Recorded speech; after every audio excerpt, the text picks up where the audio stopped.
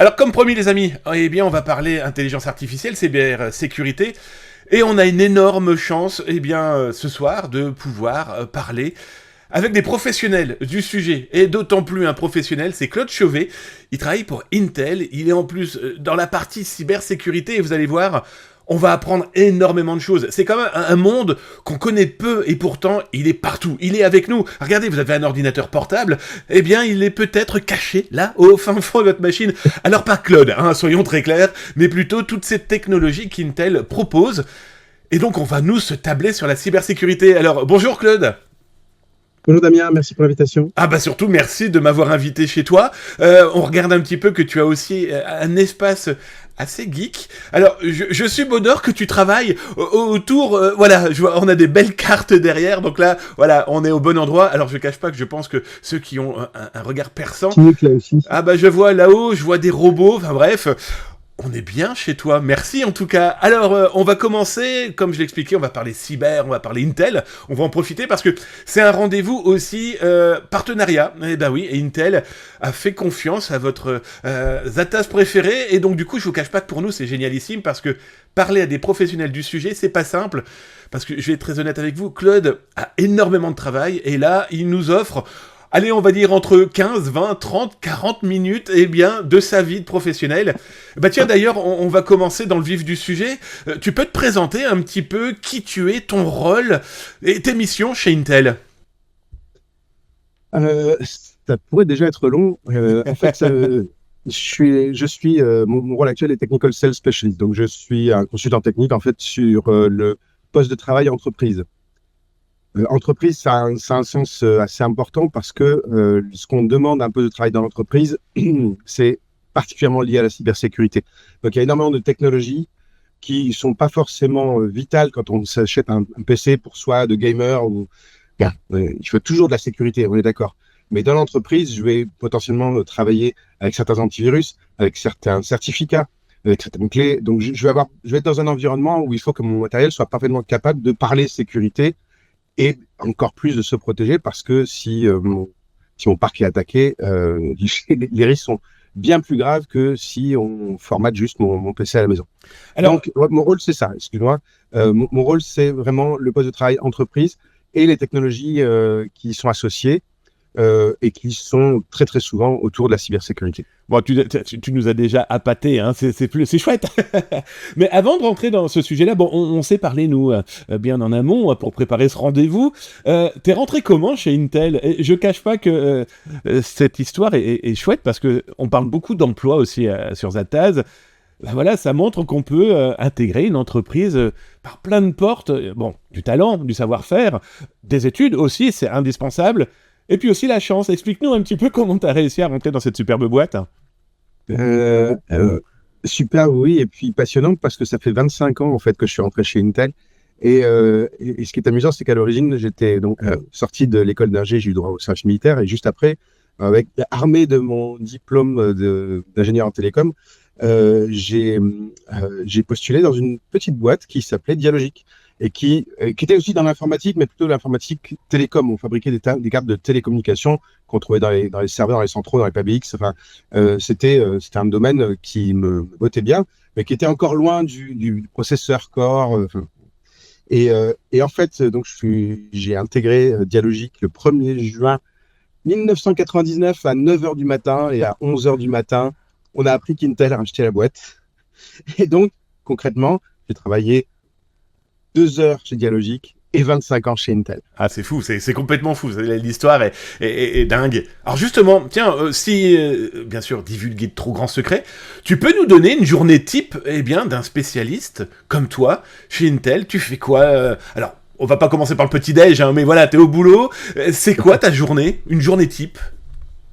Euh, en tant que spécialiste technique, mon rôle, c'est principalement d'apporter du conseil et d'expliquer comment les technologies fonctionnent, comment on peut en tirer parti, comment aussi elles s'intègrent dans les solutions logicielles, parce que Intel est très connu pour la partie matérielle, pour le silicium, mais en fait, on ne travaille pas tout seul, on est vraiment à l'intérieur d'un écosystème, et nous-mêmes, on développe énormément de couches logicielles qui permettent justement d'obtenir de la performance, d'obtenir de la stabilité, d'obtenir des accélérateurs, notamment dans le cadre de l'AI.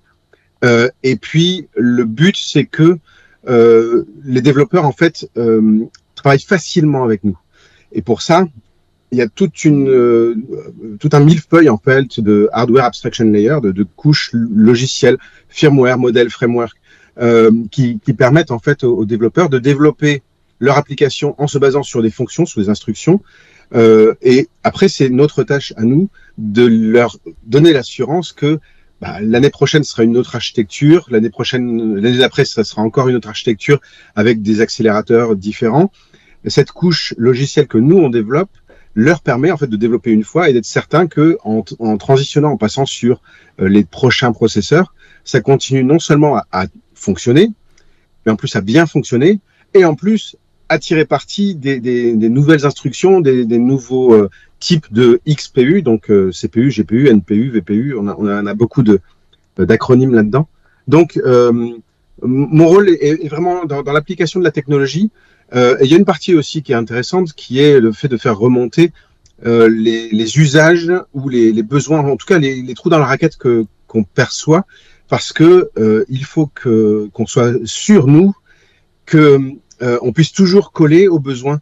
Le problème d'Intel, qui est un problème temporel, est que entre le moment où on est en train de décider de designer une puce et le moment où elle sort vraiment, où elle est disponible pour être intégrée dans les systèmes, il se passe facilement 2 ans, 2 ans et demi. Et donc, aujourd'hui, on a énormément de tâches, par exemple, qui concernent l'intelligence artificielle.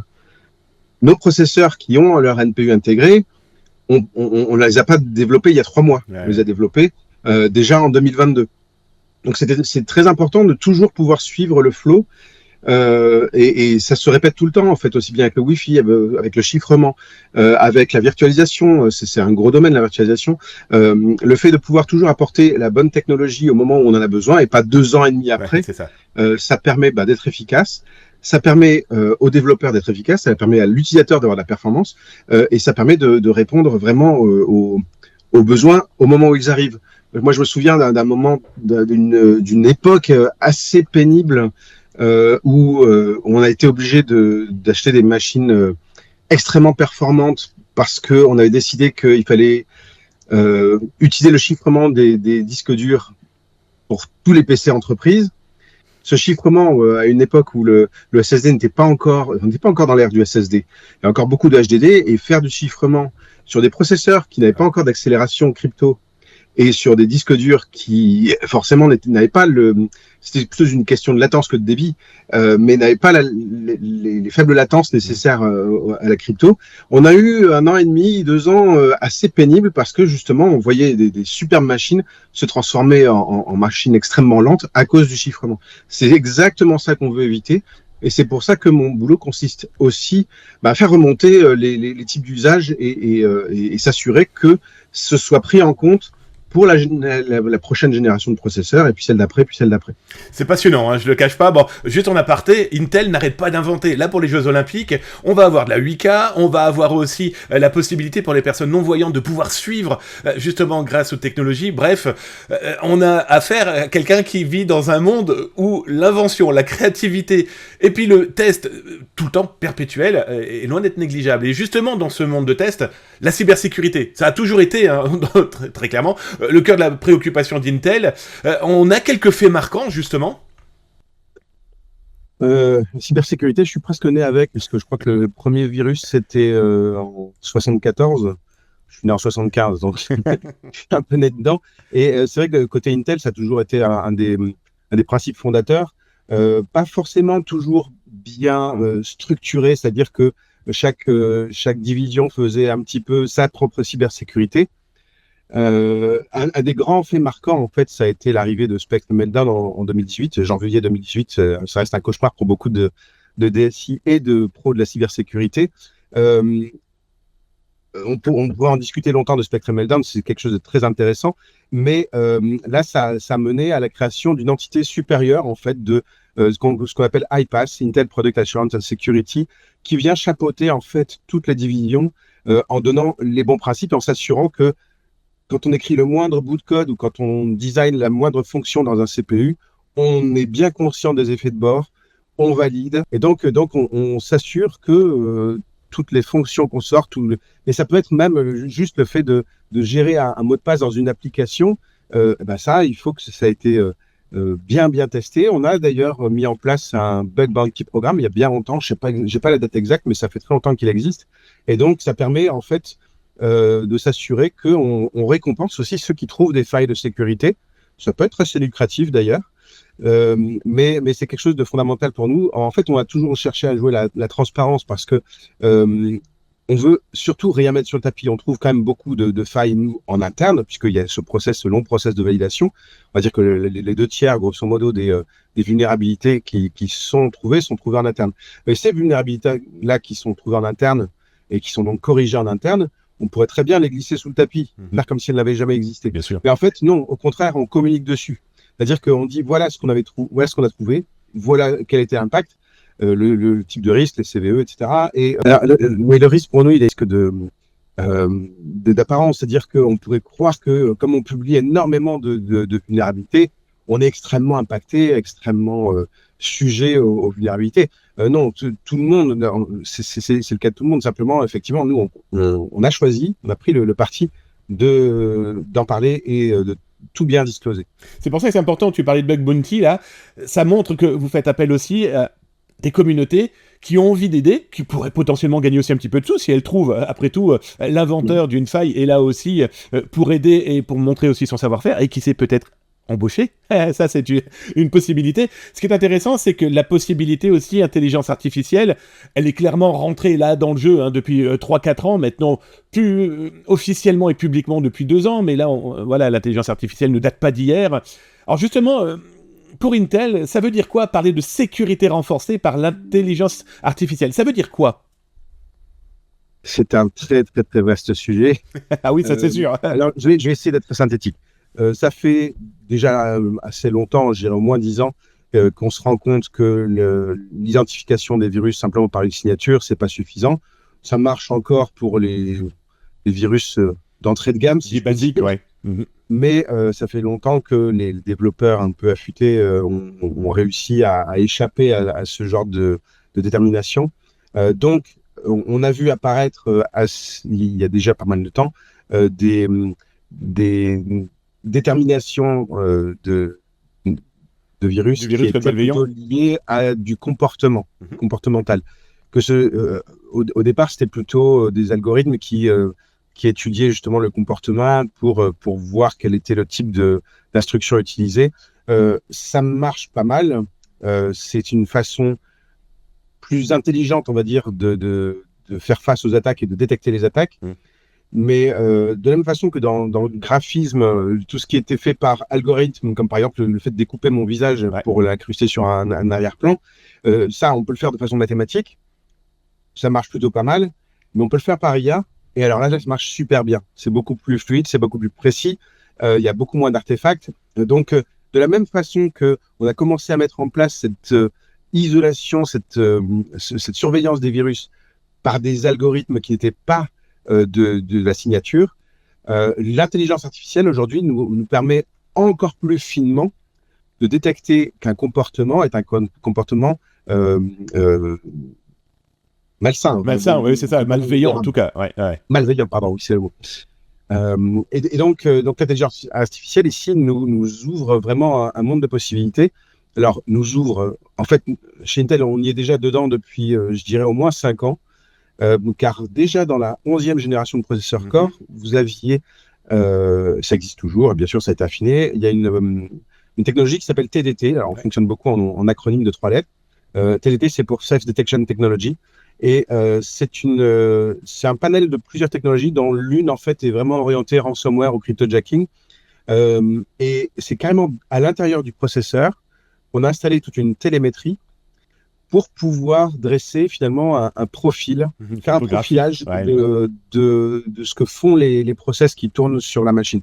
C'est très intéressant parce que finalement, dans la machine, on a la couche OS, on a éventuellement des couches de virtualisation, on a la couche applicative, les drivers, etc. Il y a plein de moyens, plein d'endroits où se cacher pour un virus. Mais au final, il y a toujours un processeur qui est là pour exécuter les instructions qu'on lui demande. Et ce processeur voit passer tout ce qui lui arrive, et donc on ne peut pas se cacher puisqu'on en a besoin. Et à partir du moment où le processeur lui-même est capable d'analyser ce qui se passe et quel type d'application, quel type d'instruction on utilise, quel type d'entrée-sortie on va utiliser, et même, je dirais, quelles sont les zones qu'un process particulier va aller faire chauffer dans le processeur parce qu'il les surutilise, entre guillemets, là, ça nous permet d'avoir un profil à multiples entrées, vraiment avec plein de dimensions.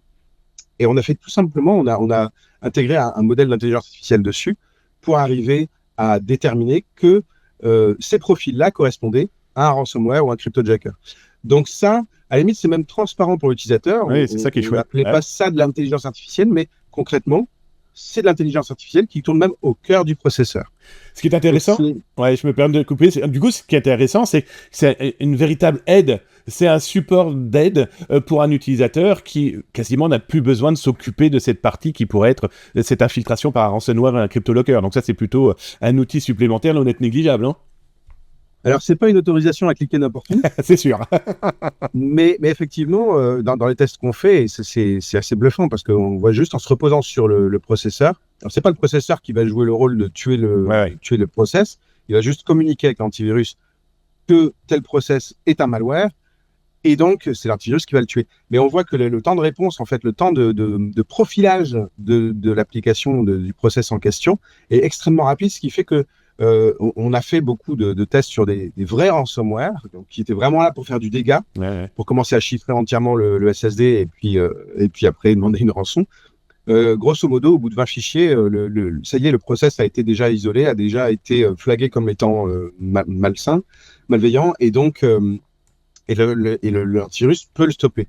Ce qui fait que on a assez peu de risques. Alors effectivement, on aura quelques fichiers qui auront déjà été chiffrés, mais avec un peu de chance, ce ne sont pas des fichiers trop importants, et donc finalement on va pouvoir échapper à une attaque qui potentiellement est désastreuse. Sur les grandes entreprises, c'est toujours un énorme problème, mais on oublie souvent les petites et moyennes entreprises qui, elles, peuvent tout simplement en mourir parce que c'est le cas de 80% des petites entreprises qui ont été impactées par un ransomware. Généralement, au bout de 18 mois, 80% ont mis la clé sous la porte. Ils perdent leurs clients, ils perdent tout ça, c'est clair. Ouais. Donc c'est un risque très important. Et si on arrive à se dire, j'aurai juste quelques fichiers qui auront été attaqués, mais je vais survivre, et surtout, je vais mettre très peu de temps à redevenir fonctionnel, et ben c'est quand même une sécurité et une tranquillité d'esprit qui est vraiment pas négligeable. Clairement. Tiens, d'ailleurs, j'en profite, il y aura un article sur le DDT sur Zataz, comme ça, si les gens veulent en savoir un petit peu plus, avec les liens qui vont bien et puis les explications encore plus techniques. Ils seront un plaisir d'aller le lire, tout simplement. Nickel. Alors, tiens, on va en profiter. Depuis plus de 15 ans, Intel développe une plateforme pour PC professionnels. C'est quoi cette plateforme ? Intel vPro, alors oui, effectivement, ça existe même. C'est 2006, la première machine Intel vPro. Et c'est une plateforme. En fait, c'est un peu, faut voir ça comme un cahier des charges. Ou alors, moi, ce que j'aime bien comme façon de présenter, c'est un petit peu une assurance contre les mauvaises surprises de la part du DSI quand il intègre des postes dans son entreprise, dans sa flotte, et qu'il va se rendre compte potentiellement sur des postes que les postes qu'il a pris n'étaient pas tout à fait enterprise grade, on va dire, pas tout à fait assez robustes, que certaines technologies sont pas présentes, n'ont pas été implémentées, que le Wi-Fi n'a pas les bonnes capacités, n'a pas les possibilités, ou alors peut-être un peu ancien. Tout ça, ce sont des mauvaises surprises que je peux pas forcément anticiper juste à la lecture des composants qui sont dans la machine. Et donc, le fait d'avoir un cahier des charges où on va voir carrément un outil qui est là pour vérifier que tout est bien présent, qu'on a aussi bien de la performance, de la stabilité, de l'administration à distance et puis de la sécurité, c'est un petit peu une façon d'éviter les mauvaises surprises, d'éviter le nombre de tickets aussi qu'on va avoir après parce que les machines n'arrivent pas à se connecter au réseau ou n'arrivent pas à se connecter en Bluetooth à un système de communication, de collaboration. Et puis, c'est aussi le seul moyen que je connaisse de s'assurer que toutes les technos dont j'ai parlé et qui m'intéressent moi sont effectivement présentes et utilisables. Celle dont je parlais, donc TDT, qui me permet de transmettre à mon antivirus le message comme quoi j'ai une attaque en cours, il y a du boulot à faire. C'est-à-dire que elle est présente dans le processeur, mais si dans le BIOS, si dans l'OS, si jusqu'à la couche antivirus, bien sûr, si à un endroit la transmission ne se fait pas, eh ben je pourrais pas l'utiliser, je pourrais pas en bénéficier. Et là, c'est vraiment juste un exemple, mais il y a énormément de technologies pour lesquelles je suis un petit peu au bon vouloir de l'intégrateur, du constructeur qui aura fait l'intégration de la machine. Et donc, s'il a décidé de faire l'impasse sur certaines technos, bah, je ne le verrai qu'une fois que la machine sera utilisée. Ouais, c'est ça, d'accord. Justement, cette garantie que la machine répond bien à tout ce cahier des charges qu'Intel a mis en place et que les technos sont vraiment disponibles, utilisables. On fait tourner ce qu'on appelle un Brand Verification Tool, BVT, qui justement vérifie que le chiffrement de la mémoire est bien présent, que la détection de ransomware est bien présente, que la protection du BIOS est bien présente, etc. On a vraiment cette garantie, en fait, que les technos, elles sont là, elles ont été implémentées, et moi, je vais pouvoir les utiliser. Ce qui est intéressant, c'est que... Alors, j'aime pas trop le terme, parce que Cerber, ça fait un peu négatif, mais en tout cas, c'est un vrai mur, c'est une vraie muraille, c'est une vraie protection, c'est un vrai confort pour l'utilisateur professionnel, d'autant plus d'avoir affaire à ce genre de plateforme. D'où l'intérêt aussi d'avoir cette intelligence artificielle, parce que du coup, ça va permettre de détecter, de diagnostiquer, réparer. Tu aurais 2-3 petits exemples un peu concrets pour un professionnel qui se dit, bah voilà, on a vu là par exemple par les ransomware, on voit avec la mémoire, mais encore un exemple pour eh bien, ce professionnel qui se dit...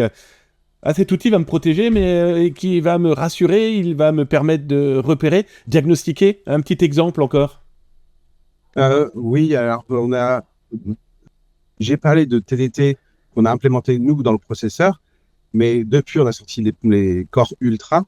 Core Ultra, simplement, ça veut dire que aux côtés du CPU et du GPU, à l'intérieur du processeur, on va aussi avoir un NPU. NPU, c'est pour Neural Network Processing Unit, c'est-à-dire un processeur de réseau de neurones.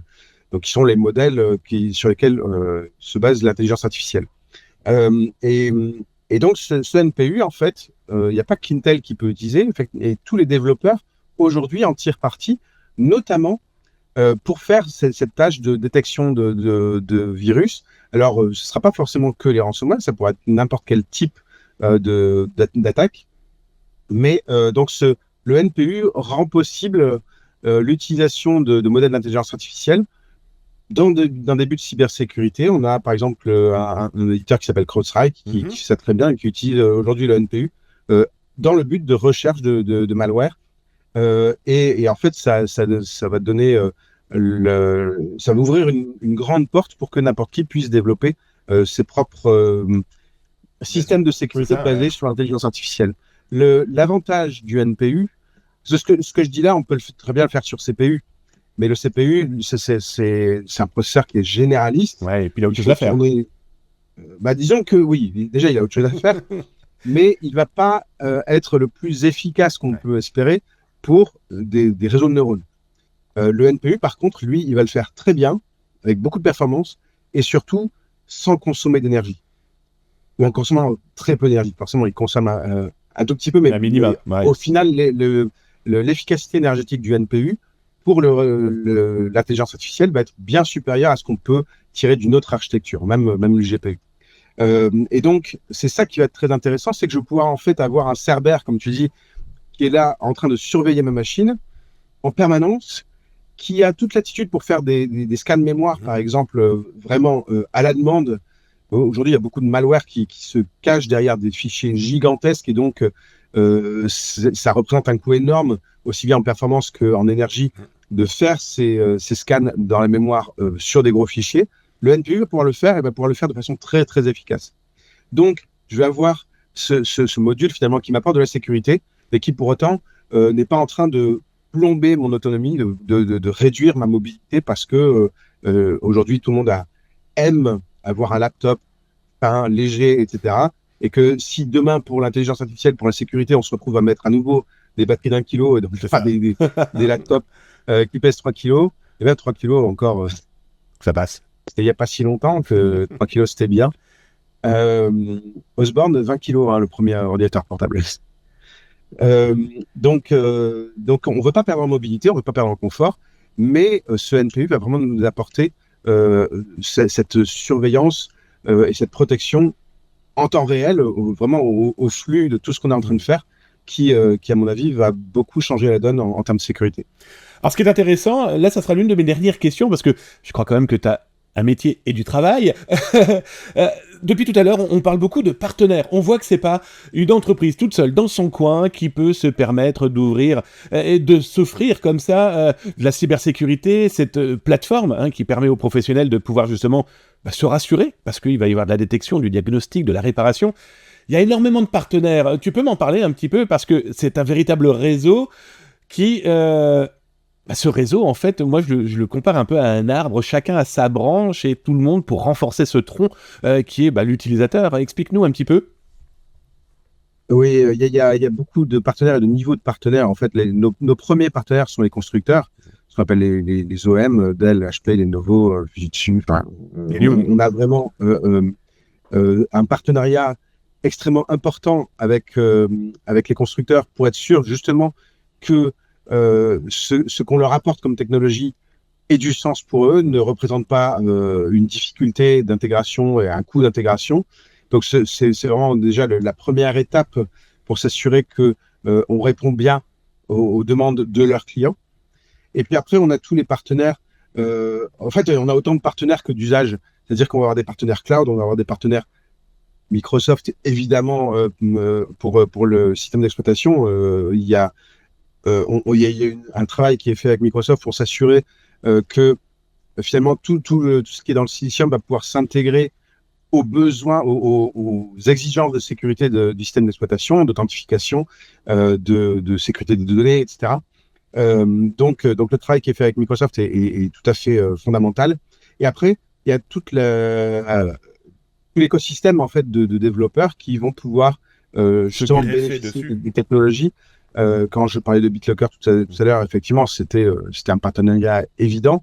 Mais il y a beaucoup d'autres aujourd'hui sur les antivirus. Effectivement, on voit que il y a beaucoup de choses qui sont très importantes pour assurer la sécurité, et il est vraiment crucial pour nous que les éditeurs soient capables de suivre ce que nous on est en train de mettre en place, et que nous on soit capable aussi de fournir les technologies nécessaires.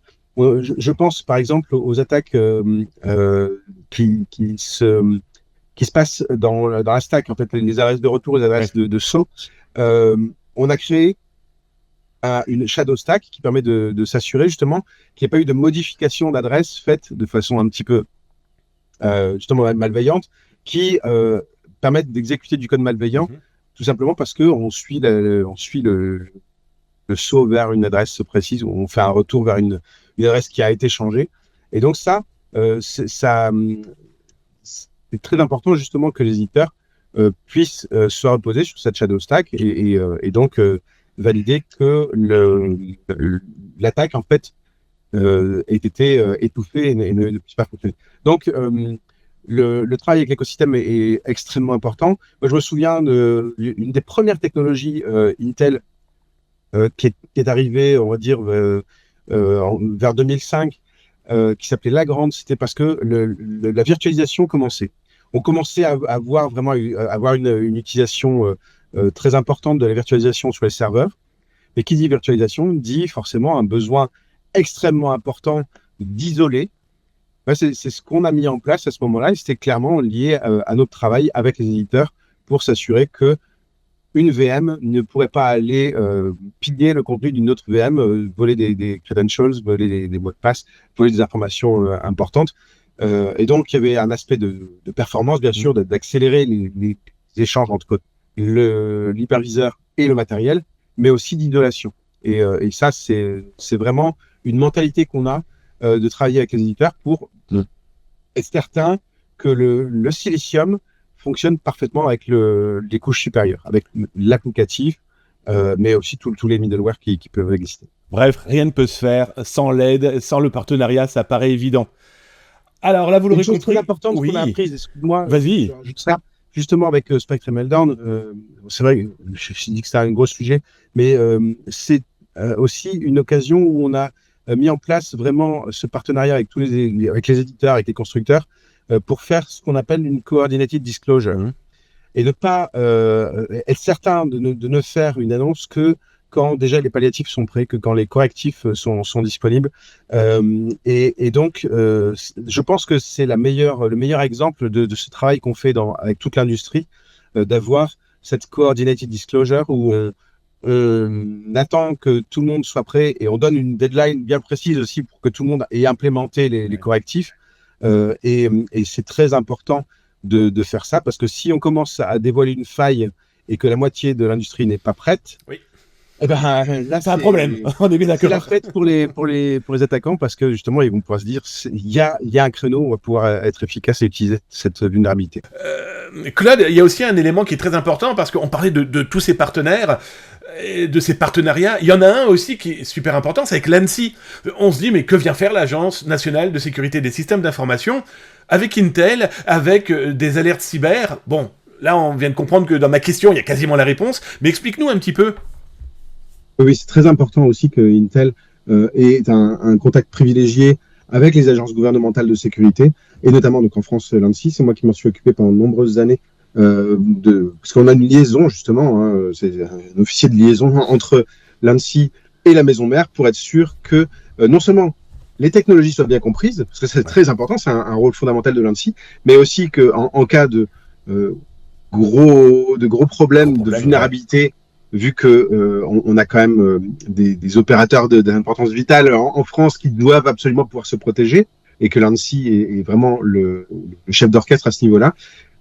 C'est un rôle également qui est très important entre Intel et l'ANSSI, de pouvoir s'assurer qu'on a une communication fluide, et que dès que quelque chose apparaît, l'ANSSI puisse faire son boulot et avertir tout le monde. Et moi qu'on puisse dire, c'est que les assaillants, les malveillants, les pirates informatiques ont du temps à perdre pour nous embêter. En tout cas, Claude, un énorme merci, vous avez pu le découvrir. Hein.